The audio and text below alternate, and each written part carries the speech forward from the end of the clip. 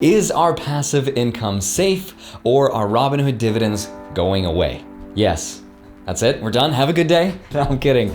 I'm back, let's explore that question in detail. Now, I think being a dividend investor is one of the best things in the world because we get to sit back and collect paychecks from all these different companies that we don't even work for, regardless of what the stock price actually is, simply for just holding on to the stock. And as you may or may not know, the most valuable thing that money can buy is time. No, this is not real. And the way I chose to achieve that early retirement goal is, of course, to invest that money at the golden payout ratio rule of 4%, which in theory, doing it this way allows me to pay for all my bills like my food, my house, and my back scratcher collection. Why do I have these things? Corey, are you sure this is a back scratcher? But today I wanted to make an update video about my beloved dividend stocks that I have invested here with Robinhood, with Webull, and M1 Finance, and to give you an update regarding the current situation and everything that's been going on with my passive income, because people have been asking for an update. That's not true. No one cares about what I've got to say, but here's a video anyway. Ultimately, I want to answer the question, is our passive income safe right now? Are dividends actually safe, or are they going to be cut like they're starting to right now? Is somebody going to smash the like button for this video? Is Final Fantasy VII actually a sequel to the original where they travel back in time and try to fix the original timeline? These are the questions that keep me up at night. And to add to the confusion, the news just aren't looking so good because Warren Buffett just sold all of his airline stocks. Meanwhile, I'm still left holding the bags.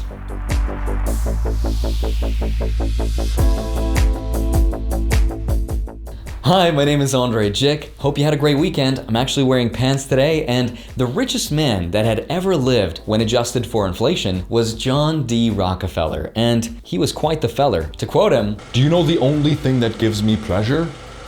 It's to see my dividends coming in." Yeah, in fact, that is a true story and a real quote. His wife, unfortunately, was not pleased. Literally. But she couldn't have been too sad because he collected a fortune that's worth more than $400 billion in today's money when adjusted for inflation. Compare that to modern times. The richest man alive right now in the present is Jeff Bezos with an estimated net worth of $145.1 billion. Not even half of what Rockefeller was able to achieve in his lifetime.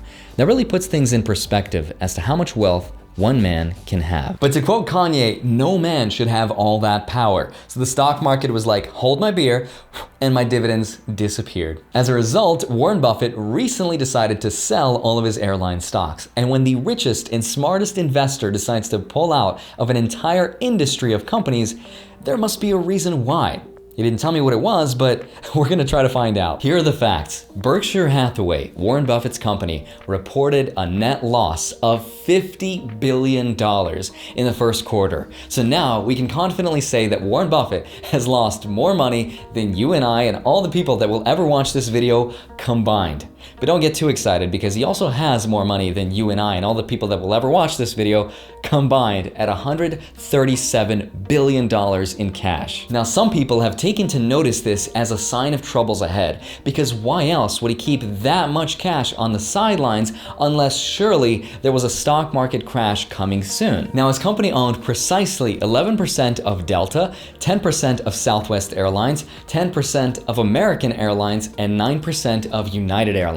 And he sold out of all of his stocks, resulting in some pretty heavy losses. But if there's ever a reason to sell any of your stocks as a long-term investor, then it's because you truly believe that something significant has changed in the fundamentals of that business. The world has changed for airlines, and I don't know how it's changed. But he's also said he wasn't sure whether or not the airlines will be able to recover in the future and if the demand for traveling will be there in the next 3 to 4 years. But he still believes that no one should ever bet against America long term. And I'm sure by the time he turns 150 years old, this will all be over and he'll turn out to be right. But on a serious note, he did not sell all of his airline stocks because they lost half their value since he started investing. He did not sell Delta because Delta cut its dividend. If anything, he's explicitly said that he does not care if his stocks lose over half of their value as long as the core business is something he still believes in. Instead, he sold because there's uncertainty of the entire industry itself, and he says he hopes he's wrong and he's just not sure. The takeaway from Warren Buffett is to continue investing, but just don't borrow money to do it, which means marginal calls on SPY and USO all day, every day. The main question is, how long will this take and can they survive? Because if they can, we're gonna see a massive rally upwards. And if not, we're gonna see a consolidation where we will see fewer and fewer airline companies emerge, which also means that we're gonna see fewer Instagram travel influencers to remind us just how great life can be out there in the blue waters. How I'll miss them. Of course, I'm kidding. I do have a few friends who do that stuff for a living, and I think it's super cool. It's a great reminder to balance out my life as a way to show me just how miserable my life actually is. Thank you. And this brings me to the most important point of the video, which is, for the first time in my investing career, my dividends have been hurt this month. Since I've started my YouTube journey, I've shown every single one of my dividend updates and passive income statements. And if I show you my spreadsheet, you can see here that my dividend income has pretty much consistently grown month over month and year over year like clockwork. However, there is bad news for me, because some companies that have been paying their dividends for over 70 years have cut their dividends. And one specifically really hits close to home, and it hurts. And that one is Shell Oil. Ticker symbol RDSB, which is the one that I own.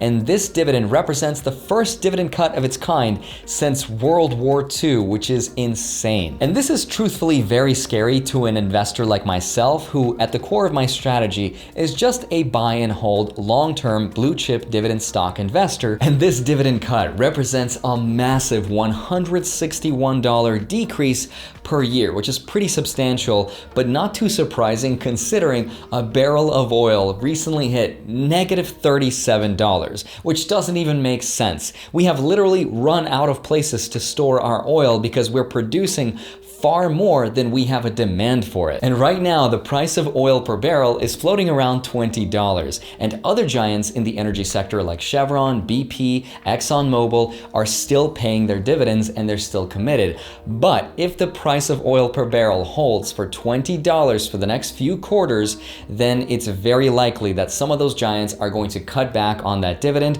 or just get rid of it entirely. So for the next 8 to 12 months, especially pay attention to the price of oil per barrel, because $20 is not good. But that's not all, because in addition to Shell cutting its dividend, I had a few other dividend cuts that I want to share. And the first one is from Unilever for $2 per year, which isn't too bad, but this next one from CNP, Centerpoint Energy, lost 48% of its dividend, and that represents $39 annually, which is pretty big. In addition to all that, VTI lost me another $6 per year, and altogether, this represents $208 per year, which when invested at 4% would be roughly like investing $5,200, and that's a pretty substantial loss.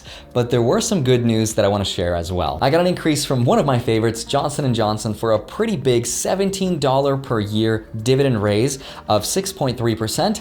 $2 from Qualcomm with a raise of 4.8%, SO, Southern Company with a 3.2% or $3, TRV, Travelers Company at 3.7 or $2 for my position, and Kinder Morgan raising 5% or $3 per year, and lastly $7 per year or 6.5 for my favorite fruit company in the world, Apple. Now I realize that's not quite enough to offset my losses, but that is still 6 companies that have increased their dividends this month for $34 per year. But the net result loss is $174 this month, which doesn't feel good. But if I'm making $7,000 per year in dividends and I lose $174 of that, I should still be fine. So it's not time to panic and lose my cool just yet. Dividends are irrelevant, Andrei. You suck. Watch this one video and it explains exactly why. And to that I say, dividends have historically been responsible for a large portion of growth in the stock market for the last century. And stock prices from dividends don't always decrease after a dividend has been paid out. Sometimes the stock price remains the same.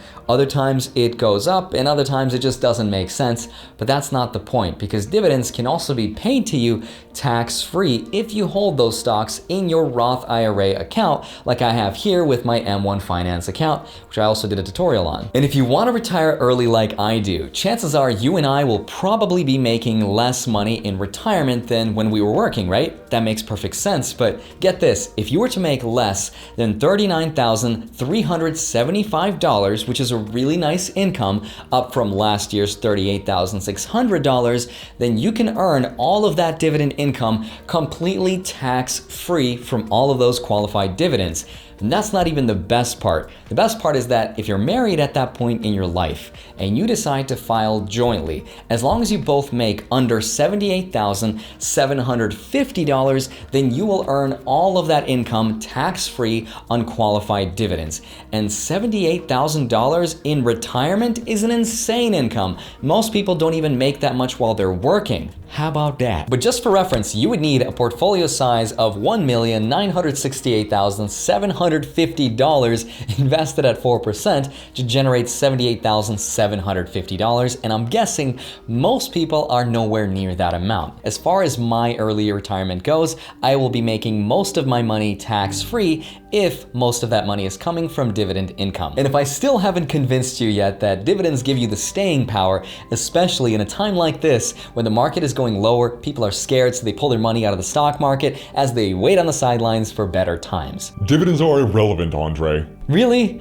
Okay, you do you, boo, but I do want to show you something really interesting. So let's put this to the test. How much money did I earn this year's April compared to 2019's April, right? Since Dividends are irrelevant. and all the dividends are being cut, right? Makes sense. So let's see what's going on and take a closer look. In April of 2020, I was paid precisely from 30 different companies, and you can see them all as I'm just scrolling through the app. Feel free to pause at any time and just check them out for yourself. But this is averaging one paycheck every single day for the month of April, which is nuts considering this is a time when most people are earning one paycheck every 2 weeks or not earning any paycheck at all. And this has an incredibly powerful effect on anyone, I think, and really validates exactly what I'm doing in a time when most people are super scared to start investing, and that is precisely the power of dividends. Now, for reference, last year in April, I made $440.41 from dividends. So this year in April, how much less did I make after all the dividend cuts, after all the unemployment, after all the corporations are asking for bailouts, after all the oil price crash and everything else that's happened to the economy? This year in April, I made $475.47. But wait a minute, that's 7.9% higher than previous year. How'd that happen though? And that's just what happens when you combine badassery with a long-term commitment to strategy of buying and holding and repurchasing more shares by reinvesting your dividends into more dividend-producing stocks instead of pulling your money out of the market to wait. Checkmate. Take that, Nate. I don't know what I'm saying.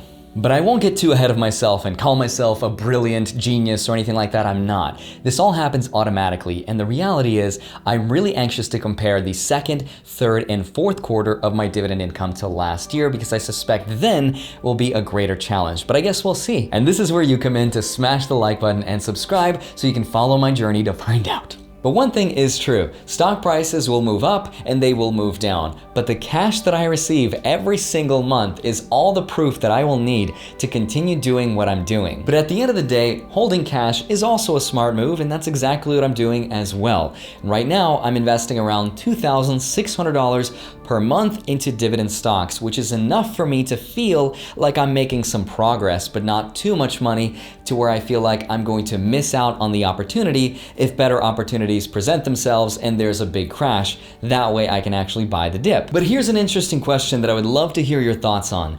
At what point can we say to ourselves that sitting out of the market was the wrong thing to do? In other words, how much does the stock market have to recover to prove someone wrong about sitting on the sidelines and waiting for a crash? Is it a 5% recovery? Is it 10%, 20%? I mean, sure, we can sit around and wait for another 2 years for the stock market to crash to say, ha, I knew it. But by then, isn't it too late to say, I knew it? Nobody knew it. A broken clock will be right twice a day, and you could have missed a giant rally. You could have collected dividends this whole time and probably lost less money had you just stayed invested in the market. So how much does it have to recover in order for us to admit that we were wrong? What is the objective number? The truth is, I don't know the answer to that question. Regardless of what the answer is, you have to always remember that investing is more than just crunching the hard numbers. It's also a heavily emotional game that you have to play with yourself. Just don't take that literally. If investing was only about the dollar bills, then we'd all just be over-leveraged real estate investors with millions of dollars worth of debt. I grant that you need no evidence of that. In the future, I do think that dividends will still remain intact, but it's going to take another 3 to 4 years minimum before we start to see the same kind of dividend growth like we are used to. That's because companies will be forced to be more conservative as they fight for their survival, but I suspect that the best of these companies will not only survive, but they will also thrive. They say all market rallies are the same, while all crashes or recessions are unique, and that's true in this case, and economists are predicting that the second quarter of this year is going to contract our economy by as much as 40% or even worse, and that's pretty bad. So the hurt is probably only just beginning. So just remember that the stock market will most likely not perform as well as it's priced in right now, because it's priced in for the brightest, greatest future of just a 1-year recovery. But whatever happens, and regardless of what strategy you choose, whether it's index funds or real estate or Bitcoin or dividends, whatever it is, just start investing. That's literally the hardest part. Don't forget, you get 2 free stocks when you sign up to Webull and fund your account $100. You'll get 1 stock valued all the way up to $1,400. Sign up to Robinhood, get another free stock, and that's 3 free stocks right there for you. Follow me on Instagram because I'm lonely. Enjoy the rest of your week. I'll see you back here on Monday and Friday. Love you all. I'll see you soon. Bye-bye.